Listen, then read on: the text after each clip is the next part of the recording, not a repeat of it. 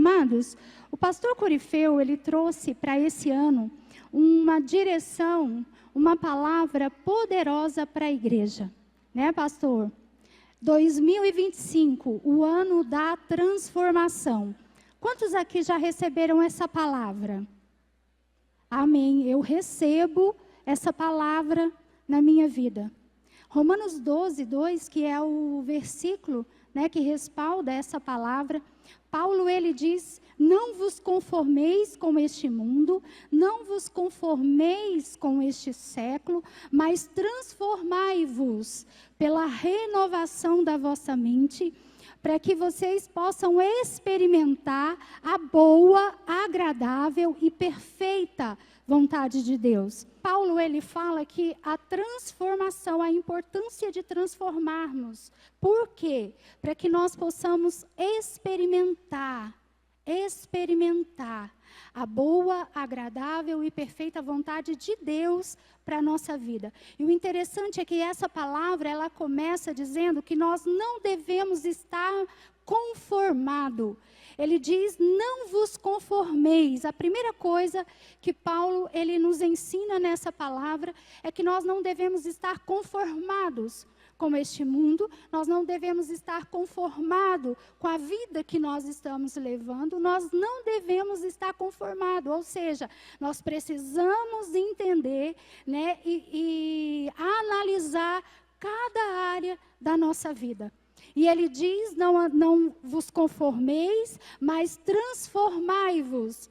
Ou seja, há uma responsabilidade na minha vida e na sua vida de sermos transformados. Porque a transformação ali, ela não se dá por meio de uma oração. Quando eu oro e peço a Deus para Ele me transformar. Não, pelo contrário.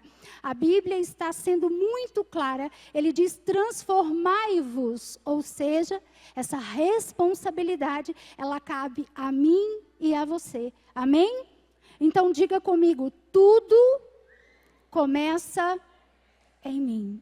Queridos, tudo começa em nós. Às vezes nós esperamos que o mundo se transforme, que as pessoas ao nosso redor mudem, para que a gente tome o posicionamento de mudar. Mas a Bíblia é muito clara: tudo começa em mim. Jesus, ele disse: tudo que vós quereis que os outros vos façam, ele diz: façam vocês a eles. Isso resume toda a lei e os profetas. E quando a gente fala de transformação, é importante nós entendermos que área da minha vida eu preciso ser transformado. O que na minha vida precisa ser transformado. E aqui cabe, amados, nós fazermos uma análise profunda de áreas da nossa vida que realmente precisam passar por uma transformação. Né? Nós vamos começar, por exemplo, pela área mais importante, a minha vida espiritual. Como está a minha vida espiritual? A primeira pergunta que nós devemos fazer. Eu estou satisfeita com ela? Está tudo bem? Não, pastora, está tudo bem a minha vida espiritual. Mas se a sua vida espiritual ela não estiver bem, queridos, a Bíblia está dizendo que nós precisamos transformar isso. Transformar isso. Fazer uma análise de como está o meu casamento, como está a minha vida financeira, como está o meu ministério, como está o meu relacionamento com os meus filhos, como está a minha vida. Fazer uma análise profunda, ver se eu estou satisfeito com ela ou há uma insatisfação no nosso coração acerca dessas áreas que precisam ser transformadas. Mas Paulo, ele segue dizendo: transformai-vos pela renovação da vossa mente.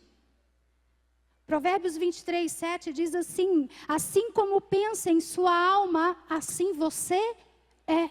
Se você olha para essas áreas da sua vida e acha que elas estão tudo bem, portanto, você não vai transformar nada, porque para você está tudo bem. Mas se você fez uma análise e percebeu: não, eu preciso mudar aqui, eu reconheço que preciso dessa transformação. Logo você vai planejar, né? Você vai estabelecer um plano de ação para que essa a área que você detectou que precisa de transformação, ela realmente seja transformada. Por quê? Os nossos pensamentos determinam as nossas ações, que determinam os nossos resultados. Se você viu, não, eu preciso melhorar na minha vida espiritual. Peraí, eu fiz essa análise, agora eu preciso estabelecer um plano de ação para que essa área seja de fato transformada. Jânia, o tema da sua ministração é em busca de um milagre. O que isso tem a ver com esse tema? Tem tudo a ver. Eu percebo na minha vida que tem áreas que precisam ser transformadas. Vou voltar lá para a minha vida espiritual. Eu percebo que eu não tenho tempo mais para falar com Deus, para ler a Bíblia, para orar. Então eu detectei esse problema e agora eu vou estabelecer um plano de ação para que eu resolva esse problema.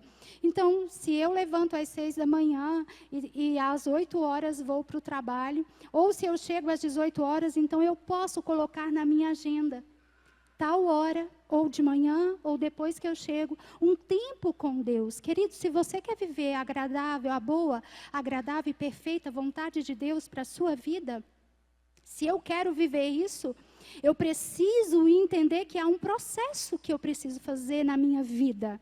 E Deus, Ele quer que nós experimentemos. Que nós experimentemos essa perfeita vontade de Deus na minha e na sua vida. Eu declaro que o ano de 2025 vai ser um ano extraordinário na sua vida.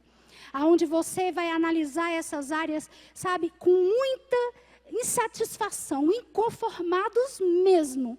Isso vai gerar em você uma vontade tão profunda de mudar isso, que você vai tomar uma posição de realmente mudar e ser transformado, vai mudar a sua mente, vai tirar aquilo que limita você e vai substituir pela palavra de Deus. Porque a palavra diz, às vezes eu penso, eu não posso, eu não consigo, eu não dou conta.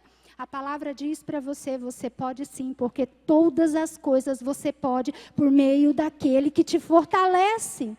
Às vezes a gente pensa, Jânia, eu tenho tantos sonhos, mas eu sou tão pequeno, eu não consigo enxergar eu vivendo tudo isso. Queridos, o seu sonho, ele é determinado pelo tamanho que você vê ele. Fé, certeza das coisas que eu espero, convicção daquilo que os meus olhos não veem. Os seus sonhos são determinados pelo tamanho que você olha para ele. Deus, em Salmo 139, diz que ele nos fez de uma forma extraordinária. No versículo 16, ele diz que todos os nossos dias foram escritos e determinados por ele. Portanto, se Deus, o seu Pai, escreveu a sua história, estabeleceu os seus dias, você acha muito bem que esse Pai lindo e maravilhoso vai escrever para você uma história de insucesso? Quantos pais tem aqui? Se você fosse escrever a história do seu filho, você escreveria uma história de sofrimento e insucesso? Se vós, o que a palavra diz? Que sois maus, sabe dar, coisas boas, quanto mais o seu Pai que está no céu vos dará tudo aquilo que nós pedimos. Portanto, amados, sonhe alto. Pense que se você acha que não pode, você vai dizer, eu posso sim, porque o meu Pai escreveu a minha história, o meu sonho eu vou alcançar, porque no meu coração Ele plantou tanto o querer quanto o realizar. Se Deus plantou o desejo de fazer uma faculdade de medicina e eu olho para minhas condições e eu digo, eu não tenho, eu quero te dizer, o Deus que você serve, o seu Pai que plantou esse desejo, também Ele vai dar a você condições para você realizar em nome de Jesus. Amém? Que o ano de 2025, em nome de Jesus, a gente possa chegar no final dele, fazer um checklist e dizer: eu fui transformado nessa área, eu fui transformado nessa área, e perceber e experimentar a boa, agradável e perfeita vontade de Deus para a nossa vida. Amém? E agora nós vamos para a palavra. Glória a Deus. Abra comigo sua Bíblia no livro de Marcos, capítulo 5, a partir do versículo 21, nós vamos ler até o versículo 43. Vai ser um texto longo, mas é necessário nós lermos esse texto para entendermos em que contexto essa história ela está escrita. Amém? Diz assim: tendo Jesus voltado no barco para o outro lado, afluiu para ele grande multidão, e estava junto do mar.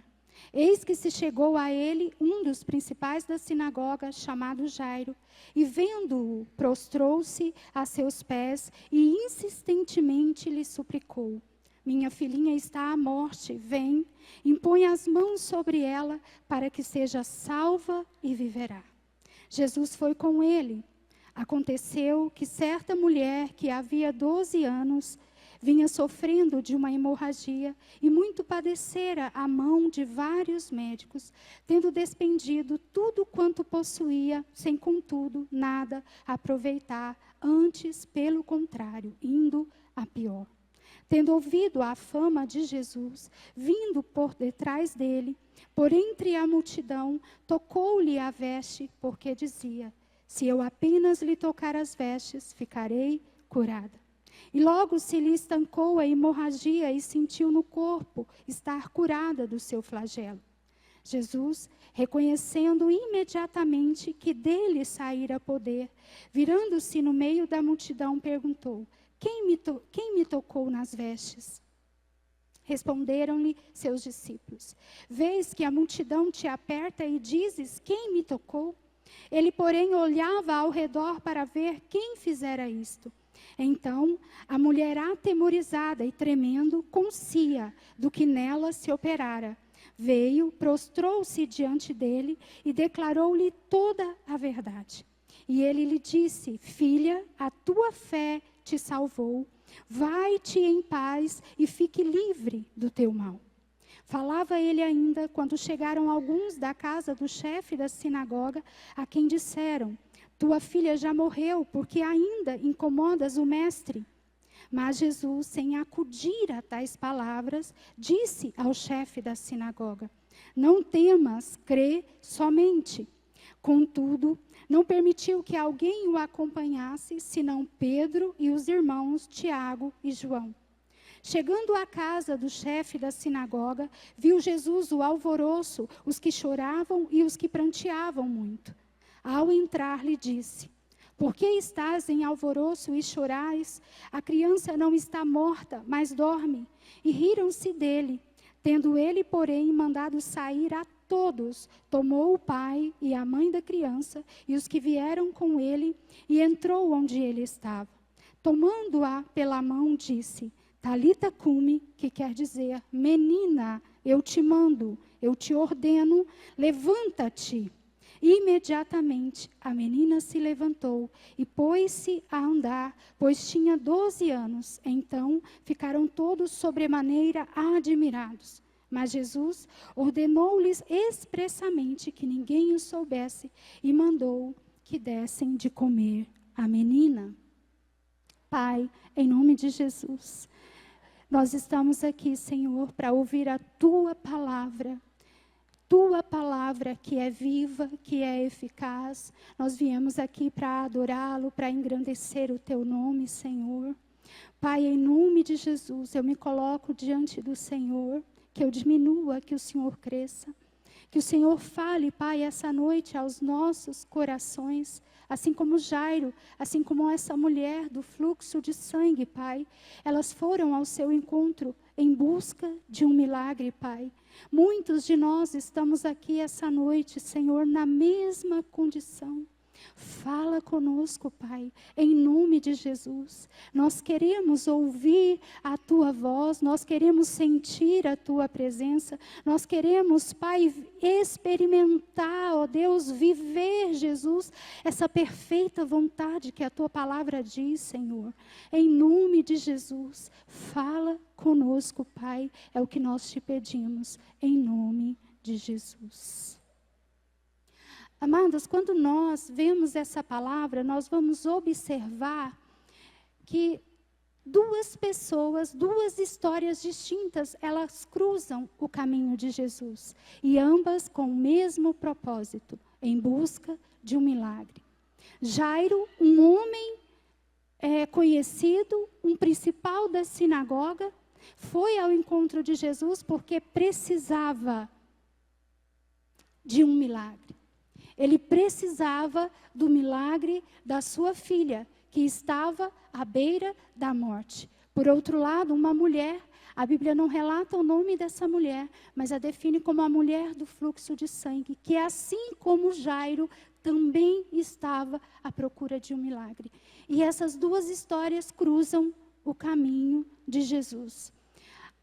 A palavra diz aqui que Jesus, ele está chegando ali à outra margem do mar da Galileia, vindo da cidade de Gadara, aonde ali ele tinha libertado, um homem endemoniado, um gadareno. E quando Jesus, ele chega ali no mar da Galileia, do outro lado, a Bíblia relata aqui que havia uma multidão esperando por Jesus. Jairo estava lá. Mas não apenas Jairo, todos daquela multidão também esperava por Jesus. Também estava esperando por um milagre.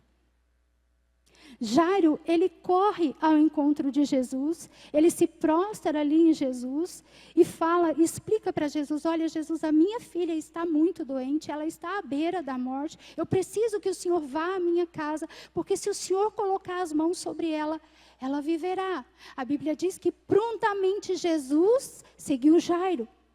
Agora a Bíblia não relata qual era a distância de um lugar onde Jesus estava até a casa de Jairo. Havia um percurso que precisava ser traçado, precisava ser vencido, na verdade, para poder chegar na casa de Jairo. Jairo tinha pressa. Jairo estava com pressa. Imagine um homem que deixa a sua filha prestes a morrer, o tempo para ele era muito importante, mas Jesus estava no meio de uma multidão. Para chegar na casa de Jairo, tinha muita gente para ser atendida. Uma mulher cruza o caminho de Jairo, Jesus para falar com aquela mulher, para curar aquela mulher. Quando Jairo, imagine um pai desesperado, esperando, eu estou aqui com Jesus, aquele que pode curar a minha filha, mas está demorando demais para chegar lá. Está demorando demais para chegar na minha casa. Talvez a minha filha não consiga sobreviver até o tempo de Jesus chegar lá. Mas quando Jesus ele cura aquela mulher do fluxo de sangue, a Bíblia fala que logo chega um amigo de Jairo, um parente de Jairo, e diz para ele, por que enfadas o mestre? Por que incomodas o mestre? A sua filha já morreu, acabou. Aqui a gente olha para a palavra e vê Jesus, fala Jesus imediatamente, presta atenção naquilo que aquele homem está dizendo para Jairo. Eu acredito que naquele momento Jairo estava desesperado. A Bíblia não relata, mas se põe como pai na condição de Jairo, uma pessoa chegar e diz, não dá tempo mais, sua filha já morreu. Imagine o choro, o pranto daquele homem. Eu acredito que ele olhar e falar assim, Jesus passou por meio de tantas pessoas, curou, acabou de curar essa mulher e não deu tempo de curar a minha filha. Não deu tempo de curar a minha filha.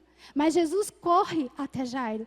Eu acredito que Jesus deu uma sacudida em Jairo para ele entender e diz, Jairo, não temas, crê somente.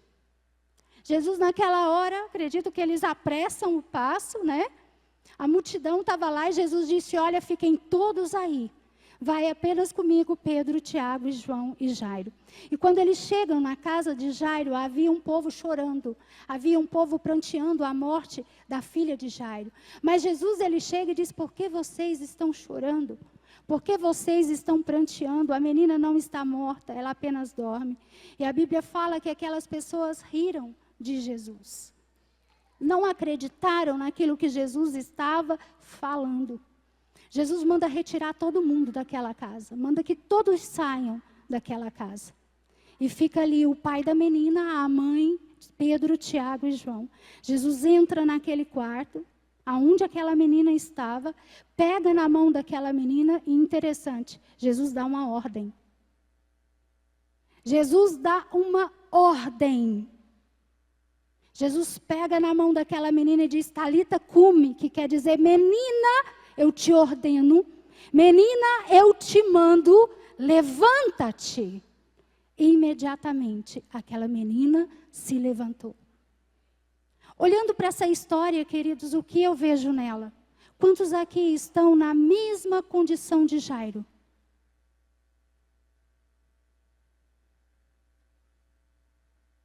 Em busca de um milagre.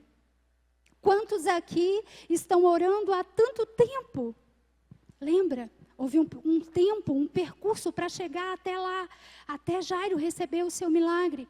Quantas pessoas estão orando por alguém que você ama, por uma cura física? Ou talvez você esteja orando pelo seu casamento. Talvez você esteja orando pelo seu filho. Mas você, como Jairo, Jesus está demorando, não dá tempo mais. Jesus está demorando, não dá tempo mais. E muitas vezes, nesse caminho, muitas pessoas desistem do milagre. E falam, eu já desisti, eu não acredito mais, se Deus pode restaurar o meu casamento, eu já desisti. Eu já desisti, eu não sei se Deus pode transformar o meu filho, eu já desisti, porque eu tenho orado tanto, eu tenho pedido tanto e nada tem acontecido. As pessoas ao meu redor, eu vejo que elas estão sendo abençoadas, eu estou vendo milagres acontecer na vida dos outros, Jesus, mas na minha não. E muitas vezes você cansa. Você diz, eu já cheguei no meu limite. Ou talvez você se amoldam aos padrões do mundo. Não, às vezes é isso mesmo, o que eu tenho que fazer é me separar. Não, às vezes é isso mesmo, o que eu preciso fazer é aceitar, sim, meu filho. É desse jeito. Ou eu não vou mais orar pela cura de alguém que eu amo. Queridos, quantas vezes nós chegamos até Jesus dessa forma? Está demorando, Jesus. Está demorando. Eu estou orando para que o meu esposo se converta. Está demorando, Jesus. Eu estou orando para que o meu filho se converta. Está demorando, Jesus. Porque o Senhor está fazendo milagres na vida das pessoas e na minha não, Jesus. Sabe, queridos, o mesmo Jesus que estava naquele dia com Jairo, é o mesmo Jesus que está aqui hoje. E Ele diz para você, não temas, não desista, crê somente, continue, continue, continue, não desista. Não desista. Outra história cruza o caminho de Jesus, uma mulher. A Bíblia fala que essa mulher aqui, ela sofreu durante 12 anos. A mesma idade da filha de Jairo. Você imaginou uma mulher sangrar com hemorragia durante 12 anos? A Bíblia fala que essa mulher, ela perdeu tudo que ela tinha, gastou tudo que ela tinha com os médicos, não sobrou nada. Essa mulher não tinha esperança. Essa mulher, havia sobre ela um decreto de morte. Um decreto de morte estava sobre a vida dessa mulher. Ela estava fraca. Imagina uma anemia, debilitada, sem força. E eu fiz uma pergunta para Jesus. Eu disse, Senhor, como que essa mulher teve forças para vencer a multidão e chegar aonde o Senhor estava. Humanamente falando, isso é impossível, Jesus. O que aconteceu com essa mulher? Que toque foi esse que extraiu do Senhor o poder para curá-la? Queridos, Jesus, Ele ama quando nós fazemos perguntas para Ele. Ele ama quando nós olhamos para um texto e falamos, Senhor, isso aqui eu não estou entendendo muito bem, o Senhor pode me explicar? E eu fiz essa pergunta porque eu lia esse texto, eu falava, Jesus, que força essa mulher teve? Que força! Queridos, não tinha ninguém com essa mulher. Naquela época, uma mulher que ela estava no seu período menstrual, ela era tida como uma pessoa impura, como uma mulher imunda. Ela não podia tocar em ninguém, e nem tampouco ser tocada por ninguém. Porque a pessoa que a tocasse, ou que ela tocasse, ficaria impura, imunda. Imagine você, essa mulher, 12 anos, sozinha. Essa mulher, 12 anos, sem poder ter contato com as pessoas, sem poder sair na rua. Você já parou para imaginar? Essa mulher não era só uma dor física. Ela não estava ali apenas um problema dela no corpo dela, precisando de um milagre no corpo físico dela. Essa mulher estava dilacerada na sua alma. Essa mulher estava dilacerada na sua alma. Eu acredito que essa mulher estava numa depressão profunda. Eu acredito que essa mulher estava numa crise de pânico, porque ela não saía, ela não tocava em ninguém. Ela não podia fazer isso e ela não tinha forças. Eu disse, que força é essa, Jesus, que essa mulher teve para chegar até o Senhor? Uma mulher depressiva, uma mulher sozinha. E o Senhor disse, Jânia, vai para os evangelhos, estude essa palavra, nos evangelhos que ela está escrita. E essa palavra aqui, ela está escrita em Mateus, Marcos e Lucas. E eu estava em Marcos, lendo Marcos, e fui para Lucas. E lá em Lucas eu li, mas eu não entendi, não consegui entender o porquê. Mas em Mateus, o Senhor me mostrou. Mateus 9, 21. Yuri, você pode colocar aí, por gentileza, Mateus 9, 21.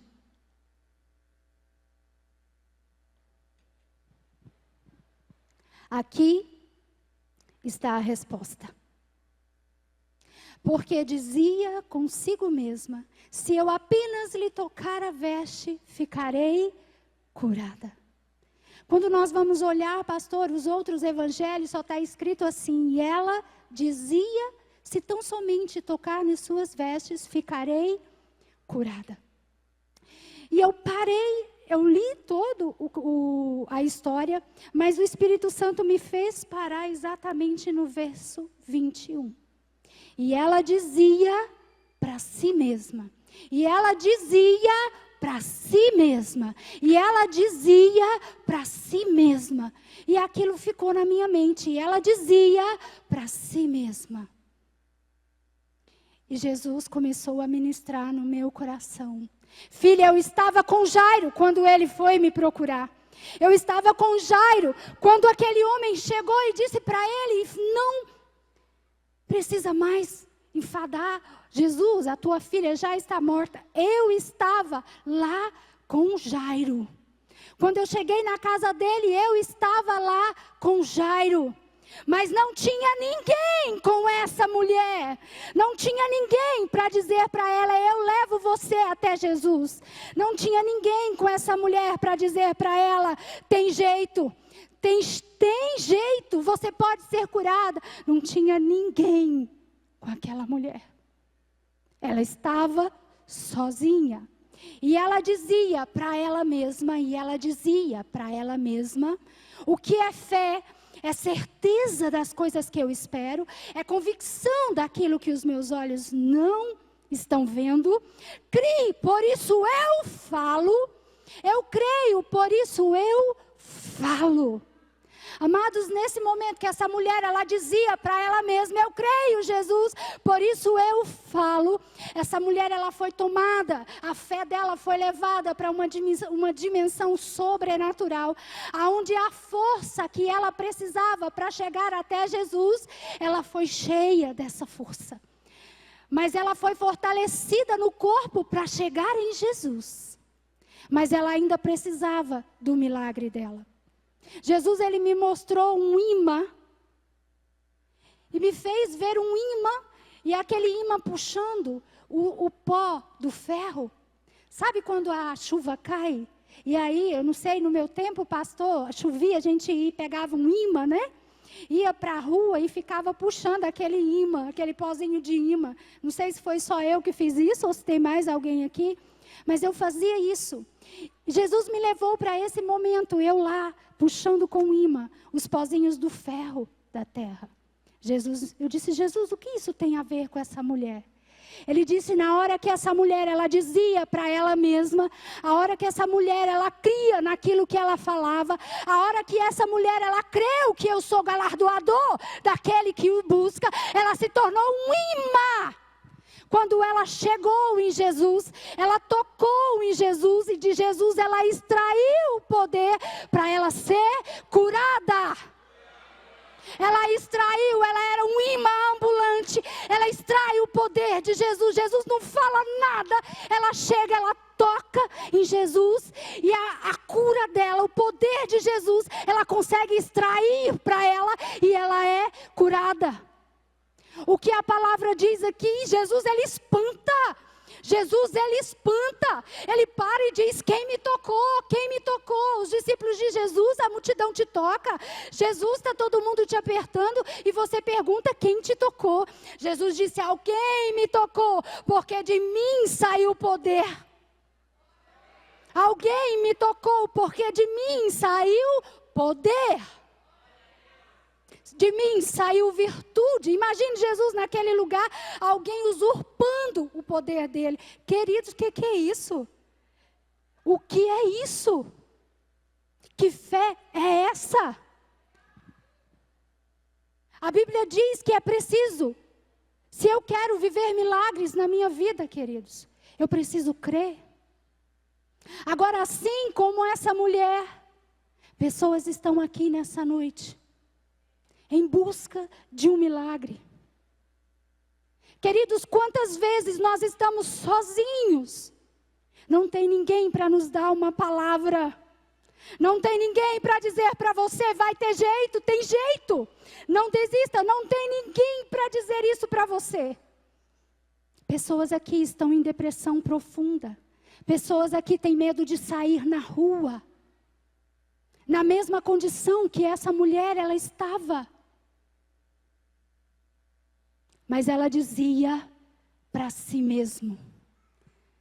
Queridos, tem momentos na nossa vida que não vai ter ninguém junto com você. Não vai ter ninguém visitando você na sua casa. Não vai ter ninguém dando uma palavra que você precisa. E você vai olhar e dizer, Deus, eu estou sozinha.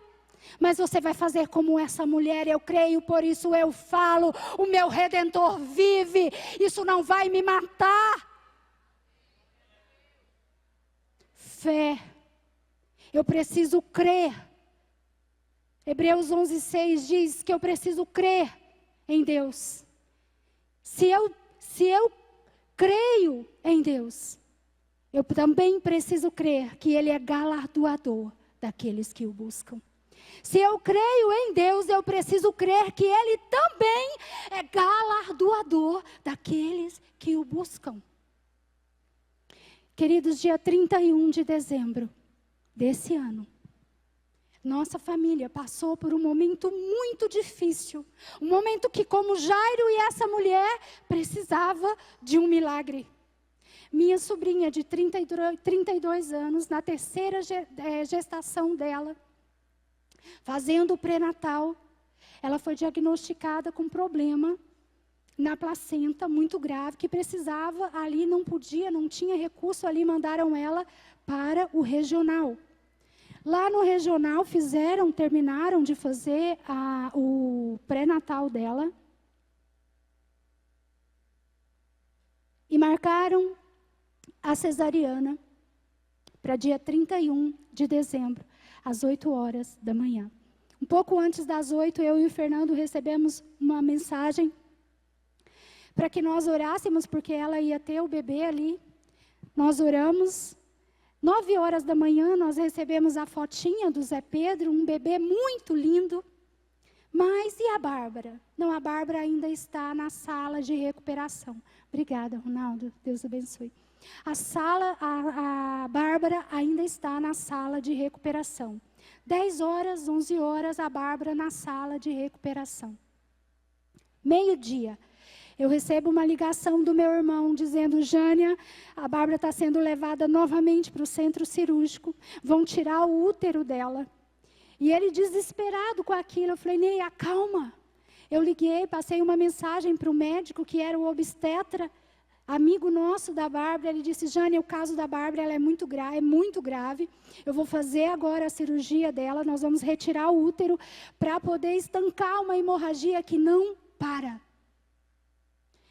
Foi feita a cirurgia da Bárbara, retirada a segunda cirurgia dela, retiraram o útero dela para tentar estancar aquela hemorragia. A Bárbara foi mandada para o acolhimento e os médicos falavam: ela precisa urgente de estar numa UTI, mas não havia vaga na UTI para a Bárbara e ela foi levada ao acolhimento. Eu cheguei no hospital, eles permitiram que eu entrasse, e eu cheguei a hora que a Bárbara estava saindo do bloco cirúrgico e sendo levada, já entubada, para o acolhimento. E lá no acolhimento, 2 pessoas apenas podiam entrar naquele lugar. E eu subi para ficar com meu sobrinho, o bebê, para que o neto, o esposo, descesse para entrar naquele acolhimento com a minha cunhada e o esposo, o neto. Eles entraram, mas eu olhava para o médico intensivista do acolhimento, havia pavor nos olhos daquele homem, havia pavor. E eles entraram e eles demoraram ali, eu saí do hospital, já era quase 7 horas da noite. Quando eu chego em casa, pouca hora depois, o meu irmão liga novamente, desesperado. Jânia, vão levar a Bárbara novamente para o centro cirúrgico, é a 3ª cirurgia da Bárbara. A hemorragia não estancou, eles estão levando a Bárbara agora. E disse que só Deus pode salvar a Bárbara. Os médicos disseram: Jânia, só Deus pode salvar a Bárbara. Eu disse: meu irmão, se é só Deus, a Bárbara está salva. E eu e o Fernando saímos de casa, pegamos o meu irmão na casa dele e fomos para o regional. Chegamos no regional, meu irmão desesperado, querendo entrar, e eles não permitiam. E eu estava ali para dar força para o Josinei, meu irmão. Mas eu recebi uma mensagem dizendo assim para mim: ora.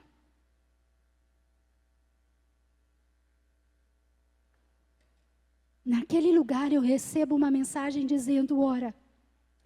Aquela mensagem, ela ecoou tão forte no meu coração, que naquele momento eu deixei o meu irmão e eu foi doida naquele lugar, queridos.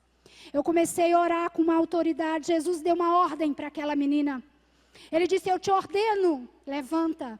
Naquela hora eu lembrei dessa palavra e eu disse: espírito de morte, eu te dou uma ordem agora, você vai sair dessa sala, você vai sair desse bloco cirúrgico agora, em nome de Jesus. E eu deitei, sentei, de joelho, ajoelhei, coloquei os braços na cadeira que estava no regional, e lá eu comecei a orar em línguas, numa altura que eu nem sei mencionar a altura da minha voz naquele dia. E eu orava em línguas, e o Senhor, Ele me levou para dentro daquela sala de UTI. E Deus me colocou na cabeceira daquela cama, e eu vi a Bárbara ali. E eu orava em línguas, e eu vi o coração dela parar, e eu batia no meu coração, e eu falava: coração, bata agora. A Bárbara estava sem fôlego e eu soprava dentro da Bárbara. Eu soprava, parecia que eu estava doida naquele lugar, eu não via ninguém. Eu via que as pessoas estavam vindo falar comigo, mas eu não ouvia ninguém. E eu soprava. Eu disse: Bárbara, receba o fôlego da vida. O mesmo fôlego que foi soprado quando Adão sopra no homem e faz ele alma vivente. Viva, Bárbara, viva. Eu colocava as mãos nos meus rins e eu dava uma ordem: rins, funcione agora. E eu estava desse jeito. Essa era a visão que eu tinha lá da cama da Bárbara, onde ela estava. E eu disse: Deus, envia anjos, querubins, serafins, arcanjos nesse lugar com espadas de fogo. E quando eu orei assim, uma coluna de fogo ergueu naquele lugar onde a Bárbara estava. Querido, um círculo foi feito, limitando a Bárbara, protegendo a Bárbara. E quando eu olho para aquela coluna de fogo, o Espírito Santo diz assim: essa coluna de fogo é todas as orações daqueles que estão clamando pela Bárbara agora. Querido, se alguém pedir para você orar, você ora. Porque você se torna uma coluna de fogo, impedindo para que principados e potestades adentrassem naquele lugar, porque havia um decreto de morte na vida da Bárbara naquele dia. Aquele lugar estava opressão naquele lugar, queridos. Uma opressão tremenda naquele lugar. De repente eu fui tomada de paz. Eu não lembro quanto tempo durou a cirurgia. Eu não lembro quanto tempo eu fiquei naquele lugar, orando e clamando ao Senhor. Mas eu fui tomada de paz. Uma paz começou a inundar o meu coração. E eu fui diminuindo o tom da minha voz. E eu fui acalmando, e eu fui acalmando. E eu lembro que a minha tia chegou assim e disse: Jânia, deu tudo certo. A cirurgia acabou. Jânia, deu tudo certo. Queridos, o nosso Redentor vive. A palavra dele é viva, ela é eficaz, ela funciona de verdade. Fé é certeza, é convicção. Meu irmão estava dentro do regional e ele me liga desesperado, dizendo: Jânia, os médicos que operou a Bárbara são tudo médicos novos. Eles abriram a Bárbara, colocaram panos dentro da Bárbara e fecharam ela novamente.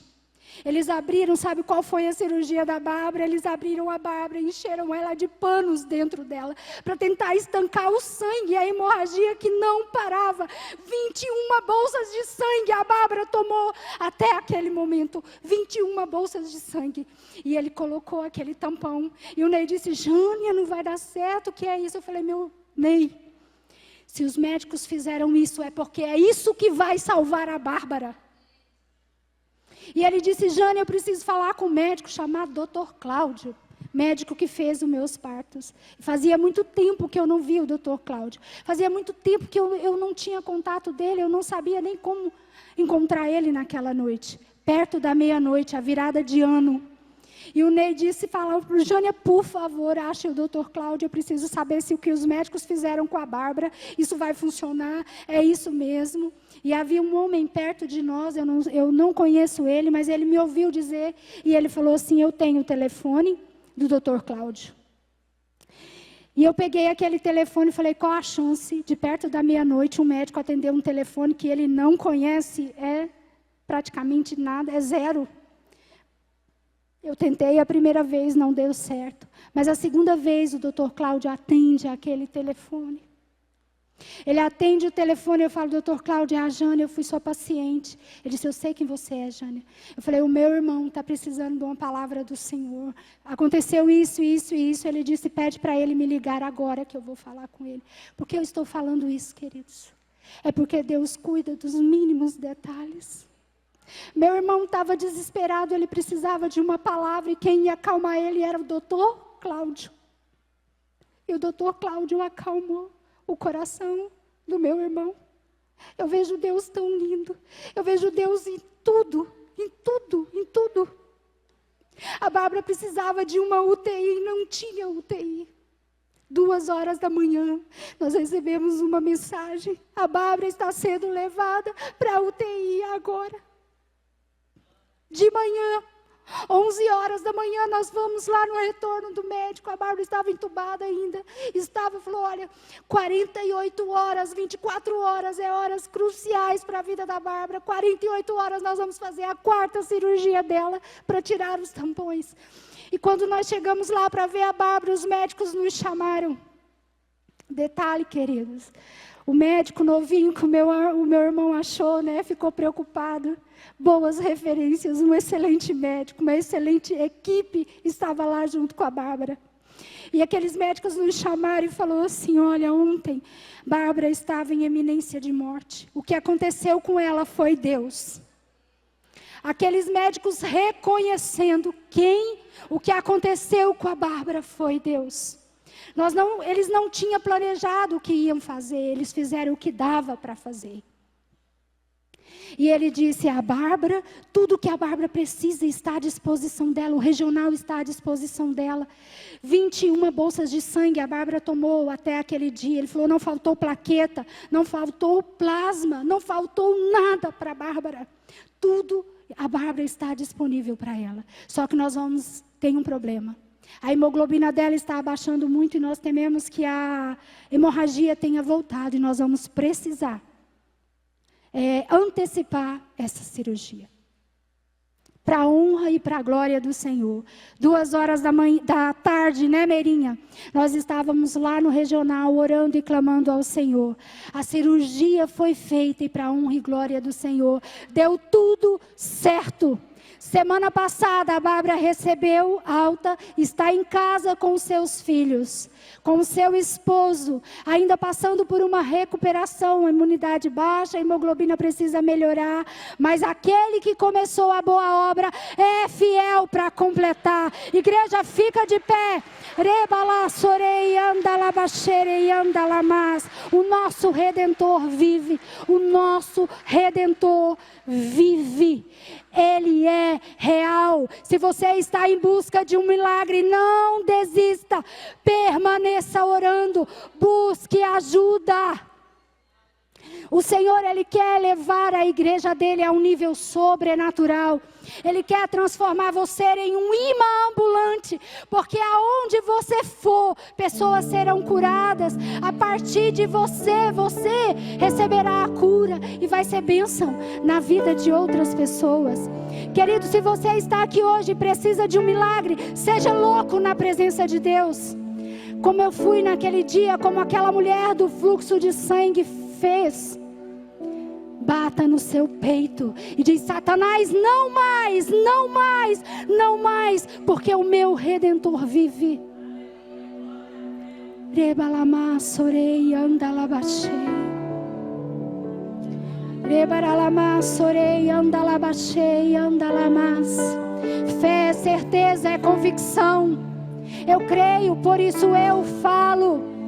Eu creio em um Deus que é galardoador daqueles que o buscam. Eu não sei o que você precisa essa noite, mas o mesmo Jesus que estava com Jairo aquele dia, o mesmo Jesus que ouviu aquela mulher, é o mesmo Jesus que se encontra aqui essa noite. Rebalamasorei andalabachei andalamas.